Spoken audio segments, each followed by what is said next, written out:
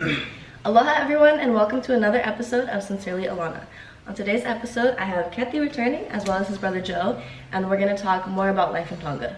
So last time we talked to Keti, you mentioned that there wasn't a lot in Tonga. So what are some of the things that you would expect to see in Tonga but not see here in the US? Definitely more like wildlife. Yeah. You probably see like farms are totally separated from neighborhoods and cities. Like literally the farm is in the neighborhood with everyone. Yeah. So we got the farm side and the city side of the village. Like that, it's a smaller community. So like everyone knows each other literally. Within the island. The island is really small. Like you can drive from one side of the island to the other in like 30 minutes. It's that small. Oh, wow. Yeah. And what else is there? Side of my eyes, like I got peppermint in my eye. Okay. Yeah. So on the flip side of that, what are some things that you guys have seen in the US that you wouldn't see in Tonga? More modern technology. Technology, style. Yeah. This country is definitely more fruitful, like overall, just financially. Cause like literally, I think the worst car I've seen driven on the road here in Tonga is like The average. yeah, it's like average or even higher like standard in Tonga. That like even back home we have a nice van, like we have a van that the family uses, but we also have like this like little hoopty truck where it's like totally messed up. We got like no front lights, no side mirrors, brake lights don't work. It barely gets to like our destination and back. Yeah, it's like then we just use that for like when we need to like grab stuff like From the bush. yeah from our farm. from our like little farm. Wow. Yeah. So you guys have a farm? Your own Yeah. farm? Yeah. Yeah. We've grown like different stuff there, like watermelon, just like different vegetables or like fruits. Very cool. Yeah. Sustainable for sure. Yeah. We don't know how to grow anything. Yeah. It's funny too, like you know how out here money is like very much needed to survive. In Tonga, like there are times when like we survive off like $7 a day, and the rest we just grow and we eat. Yeah. Yeah. That's how we lost so much weight. Dieting 101. Yeah. So, you know, a lot of people, when they hear Pacific Island or the islands, they think of paradise. Do you consider Tonga a paradise? I would say so. Yep. Like I don't know, Tonga just has a way of like rooting itself in your heart after a while. Like we've been there for 7 years, and like the first 3 I like hated it. I was just always miserable, but after flipping it, instead of just like staying mad about it, I just like switched how I looked at it.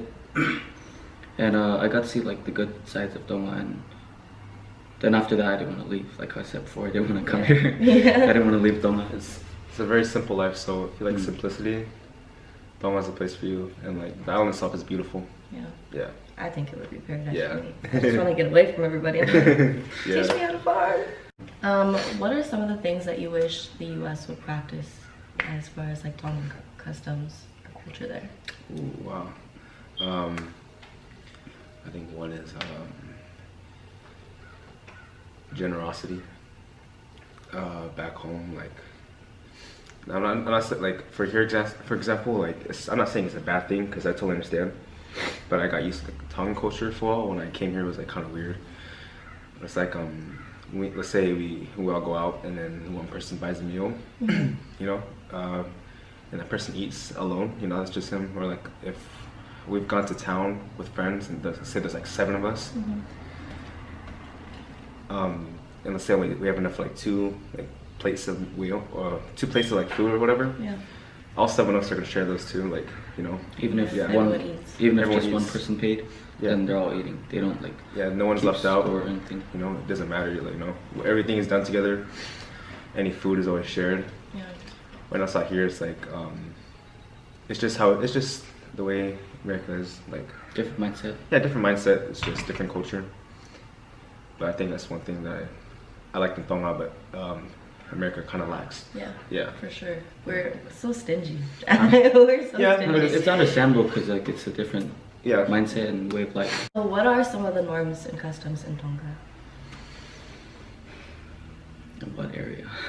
I know what area, like, Because there's like so many. like social wise or relationship wise. Let's do social. Social.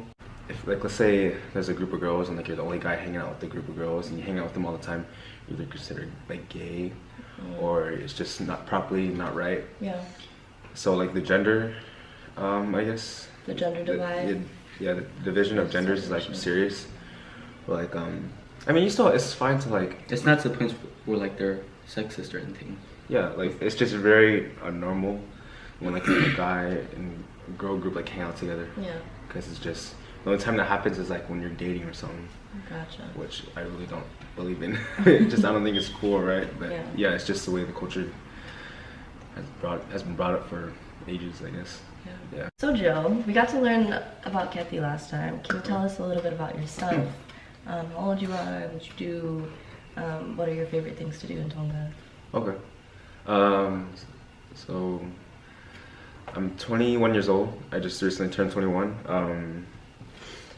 I've been in Tonga for the past 7 years, and I've been here in San Diego for just about a month and a half now. I'm married. I got a wife home with the kid coming. Ooh. Yeah, soon in like a few months. And back home, like I did several types of work. I've done like construction, farming. But my last job before I came here was just was in retail. And but I think there's like not much to do in Tonga, you know? It's like such a small and like it's just a small little country, you know, there's not much to do there. It's very poor, but the thing that my hobby I guess that I found there, my passion was dancing. And which is hard to kind of express because dancing is not almost sort of frowned upon because like no one else does it and no one sees a future in that back home. But yeah, I found dancing about 5 years ago, and then a little bit later this guy followed, and then ever since then we found a little crew, and yeah, we've been able to do great things. We traveled like all last year just dancing and representing Tonga. Yeah, so that was my passion, my off time. That's awesome. Yeah. Both Onion Squad. Yeah, Onion Squad. Yep. Oh, I guess you guys talked about that last time? Yep. Yeah, Onion. Love. Okay, so you're really young to be married as far as like American customs. Is that normal in Tonga or? Yeah, it's pretty normal. Like, normal? I've seen much younger, like My age. even younger. I've seen 16-year-olds getting married or like 15-year-olds. It's but yeah, it's much like my age is actually average age that people have gotten married in Tonga, maybe a little bit older. But yeah, it's pretty normal out there. I bet. I mean, it makes sense because it is such a different lifestyle. And Oh yeah. like you guys said, there's not much to do, but Yeah. get Yeah. shacked up. What's the schooling like in Tonga? Don't get us started. It's like They don't. School isn't mandatory Okay. for. So like you know, if you're required to go to school until you're like 18 or something like that. Like if you're under 18, you're supposed to be in school and stuff. They don't have that law there, so like sometimes families don't have money to put kids in school. They just won't, and they just go straight into working at the farm with their families. And a lot of high school students will drop out like halfway through their high school years, and a small percentage goes to university after high school. So like they don't really put too much emphasis on education. Like nowadays they're trying to put more emphasis on it and trying to change that, but like so far it's not too important to them. And so the schools are they're very behind on like the academic levels. Like when we first went out there, I was like 3rd grade, he was 5th, but the stuff they're doing was like too basic, so they bumped us up some grades. yeah, what I was doing in 7th grade, they're doing in 10th grade in Tonga. It's like really low. But the school itself, like all the schools wear uniforms. I think like almost all but a couple schools. Just the universities don't wear uniform. Yeah, but the schools, the teachers, they'll like physically like punish students like with rulers, or it can get pretty brutal. Anything. Yeah, anything.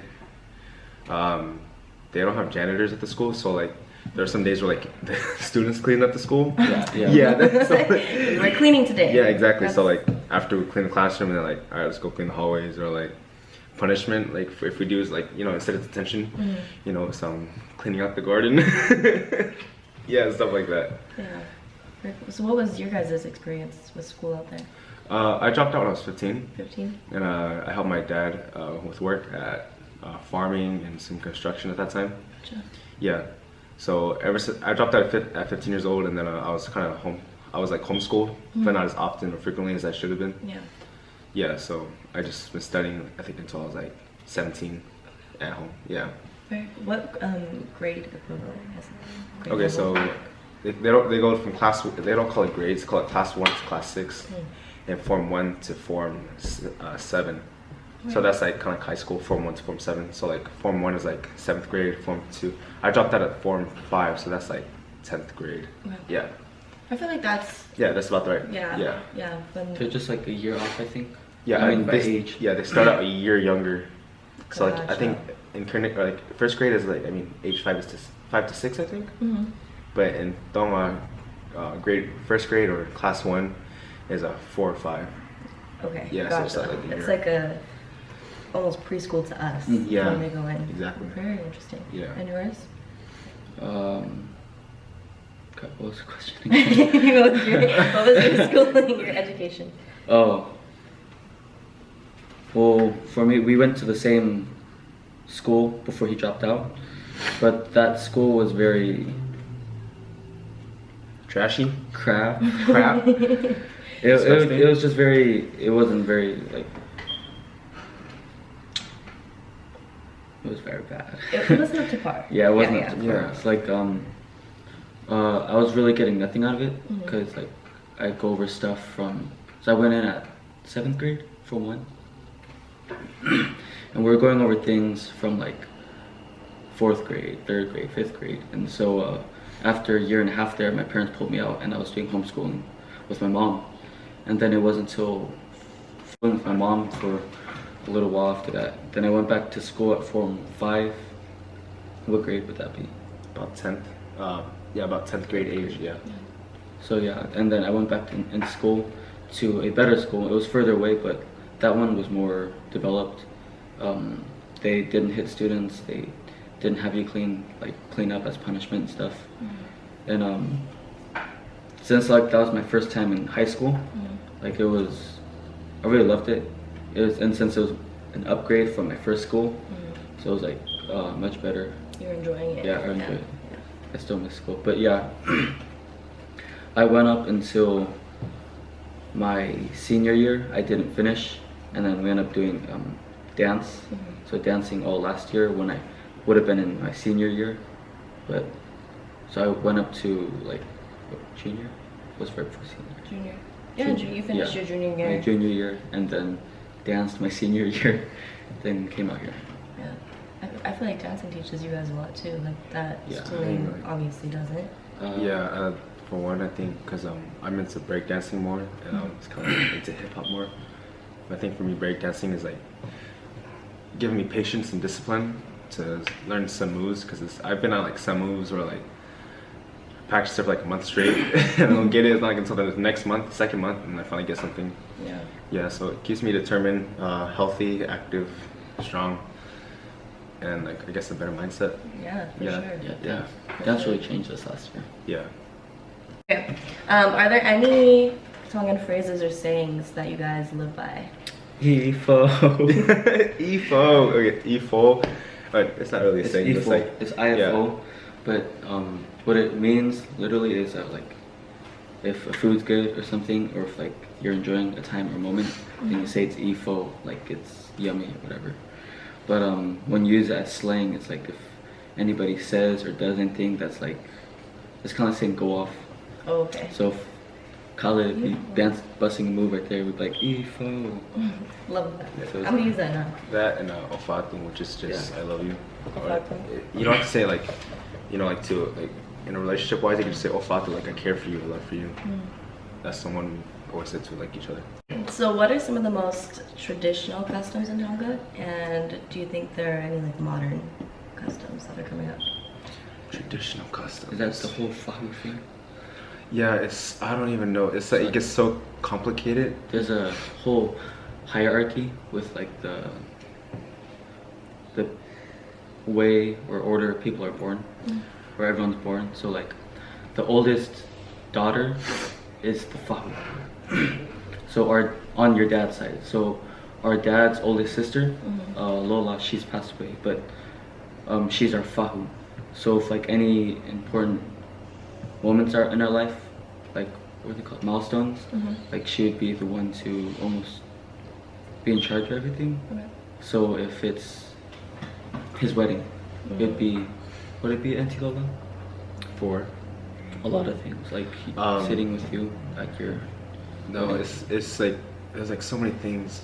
Like I don't even know how many things are like like one is like for instance like your mother's brother in Tonga is called Faitangata, and so you have the privilege to ask him anything you want, and he's kind of obligated to give you or support you with anything you need or want. Gotcha. Yeah, that's one. Another is like it's almost like how I said, like there's hierarchy. If so, my dad's oldest sister, since she's oldest sister, she has one daughter and she's the oldest and the rest are boys.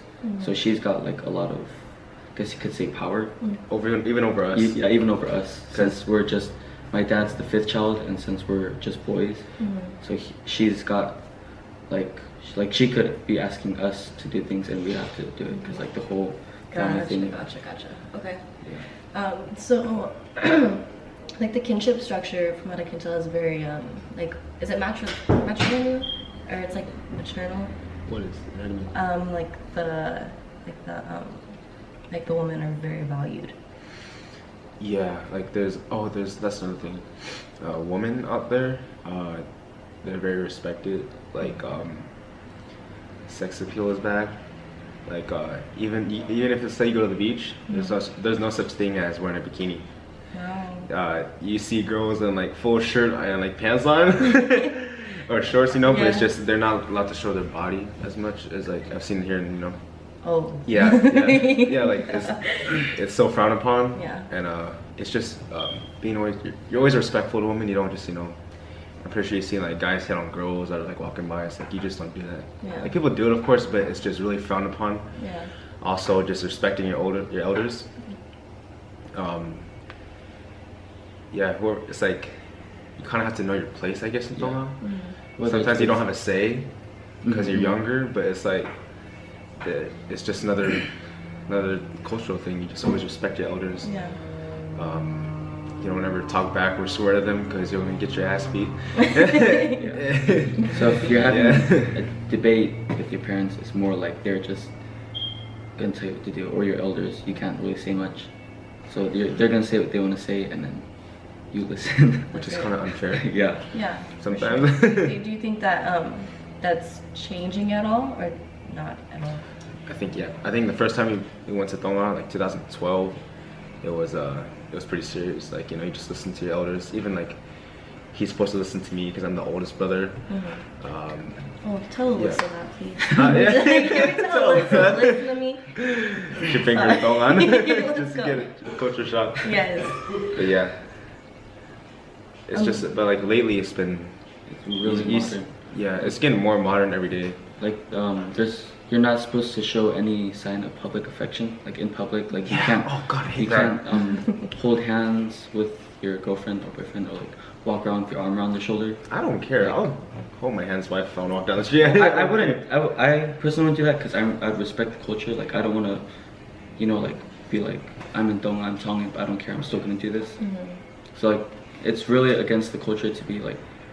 It's fine if you guys are walking down the street together, but if you're gonna hold their hand or like with your arm around their shoulder, that's really not good.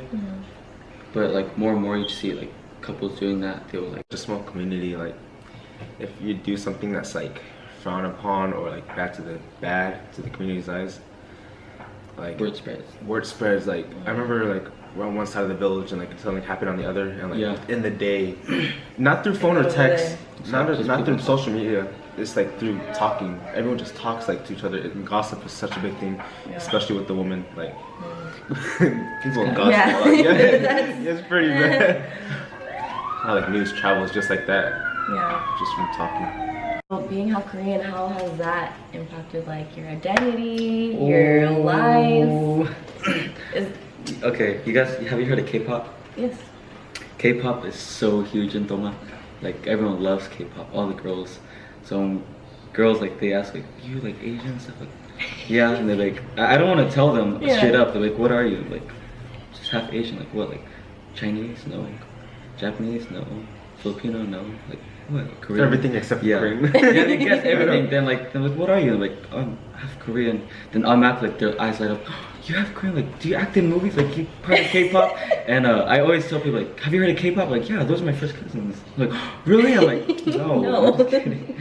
But like automatically like people, girls like, their eyes light up when they find out we're Koreans. Like, oh, Korean boys, like Korean boys. And it's like, please. Overall, like, yeah. Please. So, no like, pictures, no pictures. Yeah, so like, before we learned the language, like it was hard to like talk with people or like even just like have like conversation with like another girl, with me at least.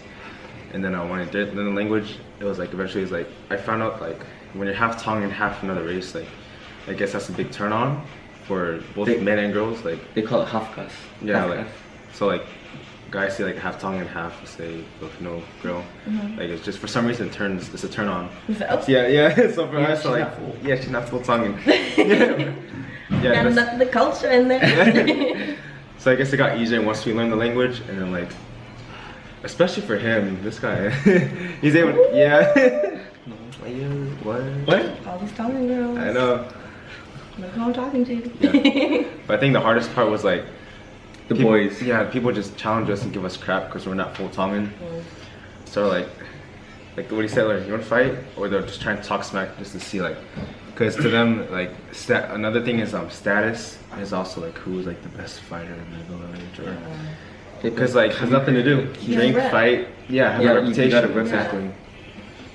So like a lot, like if someone asks, like they just ask. I used to walk down the road to the store, like, hey, and they swear at me, like, what? And they're like, you wanna fight? I'm like, I'm going to the store. No, I remember having a guy like, hey, like, or just like, you down? You want to do this? Like, you want to throw down? I'm like, what? Why? And like, you want to fight? And like, I had no idea. I didn't know who he was. I'm like, why do you want to fight? And then he's like, let's fight. I'm like, no, for what? He's like, and then he just kept asking. I'm like, no. He's like, okay, I'll see you around. And he just walks away. It's either like, are we gonna fight? Oh, okay, we're friends then. We're not. Just for no reason. It's like, what's the point? How has dance and hip hop and breakdancing influenced your life? Oh wow. I think I was getting into dance. I would say is one of the best things that I've done for myself in my life. I believe if I wasn't dancing in Tonga, I would be out with the other kids my age or guys my age, just getting drunk or in fights, because there's nothing else to do except drink, hang around and drink, get into fights, just do stupid stuff. Yeah. And I found breakdancing when I was 16 years old. But I didn't take it as serious when I was until I turned 17. But yeah, so kind of like in my village, I wouldn't say I wasn't the popular, but I didn't get along with people as much because I didn't know the language that well at first. And everyone's Tongan, and we're like the half Tongan, half Korean brothers, and like we're known as like, it's so small-minded, but everyone calls it Japanese just because that's the only Asian race they know. Japanese and Chinese. But yeah, once I started getting into breakdancing, I was acknowledged because no one breakdances in Tonga, and then they just see like crazy moves that they've never seen before except like on TV. And then I guess I was acknowledged more. Yeah, so it helped me socially. It also helped me physically because I've always been into fitness and stuff, but it wasn't until I started breakdancing. It's taught me discipline. it's taught me to like just push through, even though like I've had injuries before, like just on through my arms, my hands, my hips, my neck. But it's just always taught me to, you know, just keep pushing. If it wasn't for dancing, I don't think I would be here right now. And also, yeah, I wouldn't know the people I know. I wouldn't have done the things I've done. Like we've traveled for competition. We performed around the country. We're more well known now, like throughout the country, because we're literally Tonga's only hip hop team that take it seriously. Yeah, you guys are established, like. Yes. Yeah, love that. Yeah. What about you? Yeah. Getting emotional. Yeah. Hold on. Yeah, Tonga dancing has really like set itself in my life. Because actually, like my whole life, I hated dancing. I hated dancing. I used to think it was so dumb. No, we can't stop. Yeah. Because like I used to not be able to move on beat, rhythm. I had 2 left feet and everything. But then just one time we did a like little show with our friends, and after that I was like, dang, it's fun. There you go. Yeah. Like, ooh, okay. That was a rush. Yeah. So then like from then, it's like, dang, I couldn't stop. And that was 2016. 16. God. Yeah. Wow. So then, yeah, 2016, we joined our first crew. 17 was our last year with them. Then 18, it was kind of just us because everyone else broke off. And we're the only ones who like kept dancing. Then 19, we joined our crew, Onion Squad. And I think last year was like the most changing for me because we went from kind of just dancing on our own and like within ourselves to joining a crew that has whose intentions are beyond dance, not just our old crew was just like they only got together for competitions, and after that, like they did not want to share their knowledge with anyone. They don't. Where our crew now, they're all about growth. They taught us so many things. We've taught them so many things. They're about like teaching other people so we can go dance. So that was really changing for me, and I feel like I've really like grown, like matured that past year too, because that's when I was out of school.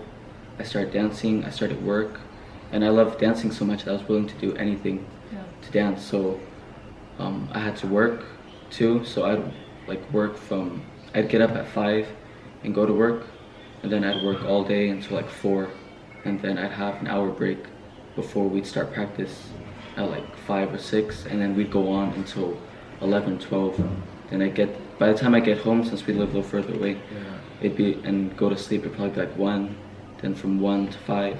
But I'd sleep from 1 to 5, then wake up again. Ooh. And the whole day, like for a few months, I was just work, practice, a little bit of sleep, work, practice. But for me, I was fine with that because I got to dance, and I saw that all this work was going into representing Tonga and helping grow the dance in Tonga. Even though we didn't make it because our visas got declined, but I was able to like discipline myself and grow up because I'm not good to sleep. Like I'll sleep for a whole day. Still do. But I was able to wake myself up in the morning knowing I can't skip work and go practice. I need to work, then practice. I need to work, then practice. Growing, it's that discipline that we were talking about earlier for sure. What do you hope to see for the future of Onion Squad and your guys' dance careers? For one, the overall is to like help grow the dance community in Tonga. Because like, if you dance in Tonga and then like, or let's say you're not a dancer and you try dancing, people are not open-minded and they'll laugh at you because you think that you're being funny or you're trying. Yeah, they'll laugh at you for trying. So that's why nobody wants to do it. You know, unless they're like it's like in a little small area where like no one else is there. It's so private. But we want overall growth for Tonga. The team, I see myself. We want to just we want to travel, doing what we love, just dancing. We got a little taste of that last year. We've been to New Zealand, Fiji, all around Tonga. We performed for the King Twice. Yeah, we performed for the King twice. But also, I think, well, not that I think, our main purpose also for the team and just for overall Tonga is just to help the next generation from trying to get their mind off of doing other stuff besides just, and there's also like a drug, this ice is getting around Tonga, so it's getting really bad like over the past just 2 years. Like my age, his age younger, they're just literally just losing, they're like dying slowly because like I just see them, they're so healthy, all of a sudden they're like so skinny. Yeah, they're just withering away, and we don't want that. We just want the next generation to just, you know. Because there's a lot of people in Tonga who want to dance, but they just don't have like the right outlet or people to go to, and that's what we're trying to put. Like, people know that we have dance classes and stuff, but the main thing I hear from people when I invite them or talk to them about it, they ask, is it gonna be a lot of people? I'm like, sometimes we average from like anywhere from 8 to 12 people per class, and then they automatically be like, oh no, I can't. Like, why not? Like, there's too many people.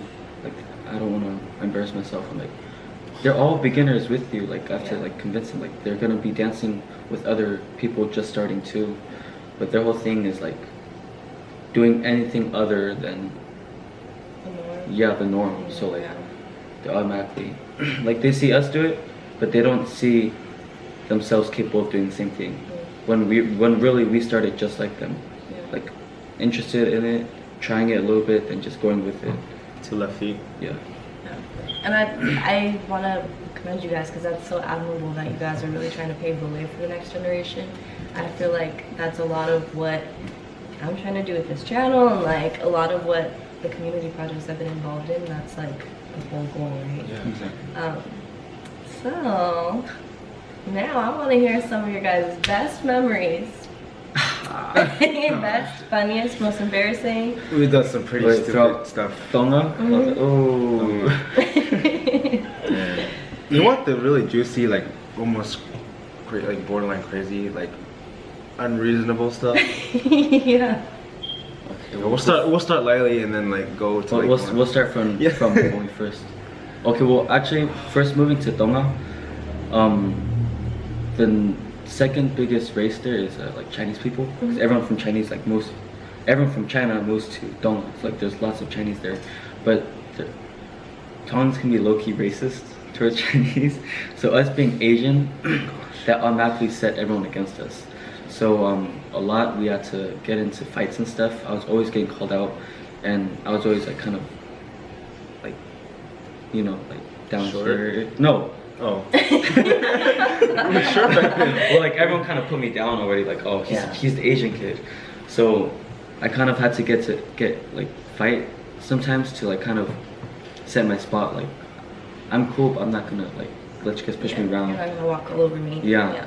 So I had to get in lots of fights and stuff, but sometimes we'd be so bored with our neighbors. We'd be like, hey, let's fight. Like, and I'm like, okay, no punching in the head. Like, we just all rumbled. Like, that's our day. Just fight all day until we like get mad, then we fight for real. There was a time where we got so bored out there. Like, we would just, whenever we see a piglet like around us, we would just chase that piglet down just to catch him. But we would chase pigs.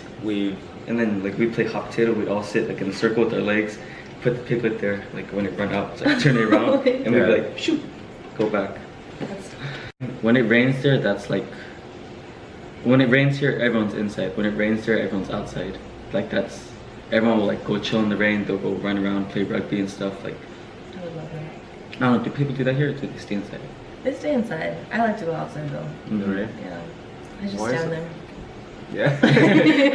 I feel like you guys have some really interesting stories because, like you said, like there's not as much technology. Like here, everyone's like this. Yeah. Kids play on their tablet. You see Robert and Lima, like they're on their tablet, so like go outside and play. Like I literally have to scream at them to play with the dog. Like just go outside. So like you guys have a childhood, you know? Going outside, playing, doing stupid things. We had no choice. We wanted to keep our mind busy. We just found like anything stupid or whatever, we did it. Yeah. Something. My favorite memory is just like chilling with my friends, because then that goes into like what we do. Okay, so we didn't really learn Tongan until like 2015.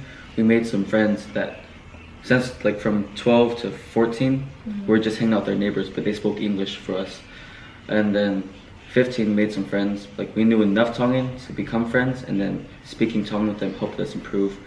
So like we were like hanging out all the time, and on Sunday, because our parents used to work together at the farm, so then we'd always chill and work throughout Monday to Saturday. But on Sunday, that was like our off day. Yeah. So we'd always go, it's called Eva, we just go cruising. But at the time, we only had, there's like 4 of us, me, him, and 2 others. But we only had like 2 bikes at the time. So 2 of us would get on 1 bike, so it'd be like 2 people on 1 bike, and we just ride around the village. And then sometimes like we get bored, like just bump into each other, and before we know it, like we're fighting on the bikes, until we fall over, then it's like, let's go again. It's like chicken on bikes. Yeah. Yeah, exactly. That's crazy. Favorite memory before we go? Favorite memory. I would have to say between friends and then getting married. Getting married? Yeah, that was like I didn't expect the wedding to be as big as it was.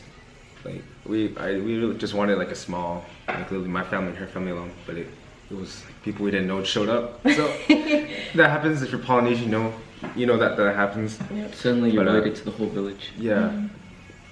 But yeah, getting married, that was like an exciting day. Also just like you said, friends. I hold on to like the stupid little moments. Because it's just, those are the best. Yeah, those are the best. Yeah. Else that you want to share or shout out anybody? Shout out the wifey. Oh, this is going on YouTube or Instagram? Oh, both. She doesn't have an Instagram. Follow me on Instagram.